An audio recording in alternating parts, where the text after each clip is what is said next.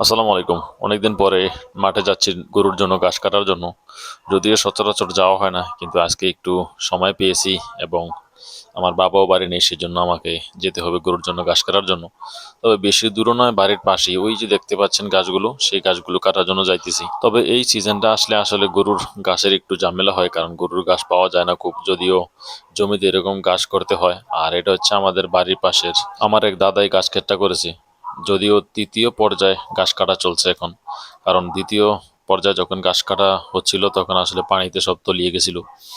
আর এখন আবার নতুন করে কিছু ঘাসের আগাছা উঠেছে, এই যে দেখুন নতুন করে ঘাস উঠছে, সেই সাথে ঘাস কেটে নিয়ে গরুকে খাওয়ানো হচ্ছে। তবে আজকে অন্য কোনো বিল থেকে নয়, এই জমি থেকে ঘাস কাটবো, কারণে গাছগুলো দেখি মোটামুটি একটা সাইড দিয়ে একটু বড় হয়েছে।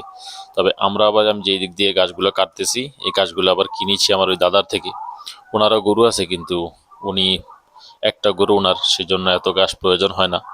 তাই উনি কিছু গাছ বিক্রি করে ফেলেছে, আর সেই গাছগুলো আমরা কিনেছি। তবে ভাবলাম যে কিছু দুলফা গাছও নিয়ে যাই, কারণ দুলফা গাছ খেলে গরু অনেকটা দুধ বেশি দেয়। আর এই যে হচ্ছে কি এখান থেকে কিছু দুলফা গাছগুলা কাটতেছি।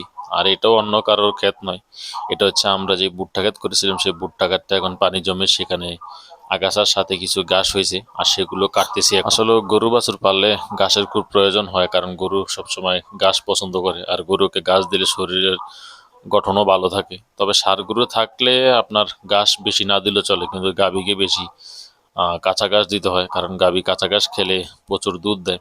ষাঁড় গরুকে আপনি খড় দিলেই চলে, বা অন্যান্য অল্প কিছু খড় দিলে, বা অন্যান্য যেই খাবারগুলো আছে খড় ভুসি রাব, এগুলো ওই ষাঁড় গরুকে দিলেই হয়ে যায়। আর এই যে দেখুন ঘাসগুলো কেটেছি, কিন্তু আসলে ঘাস উঠানোর জন্য মনে হয় কাউকে পাবো না।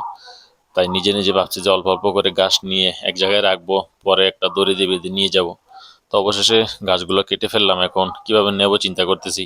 তবে এই দেখুন মাথায় করে কিছু নিয়েছি এর আগে, এরপর কাঁধে করে নিয়ে যাচ্ছি। আর এই হচ্ছে আমাদের গরুটা।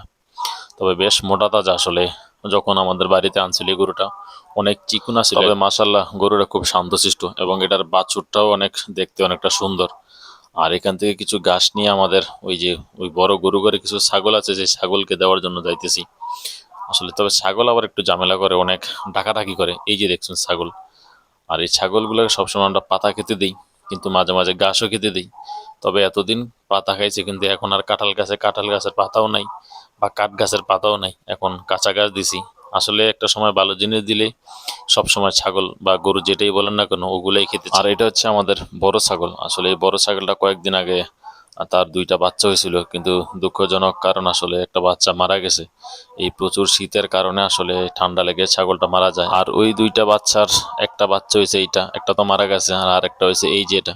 এটা অনেক লাফালাফি করে। আর এই হচ্ছে আমাদের গরুর বাছুরটা, অনেক দুষ্ট, দেখুন কি দৌড়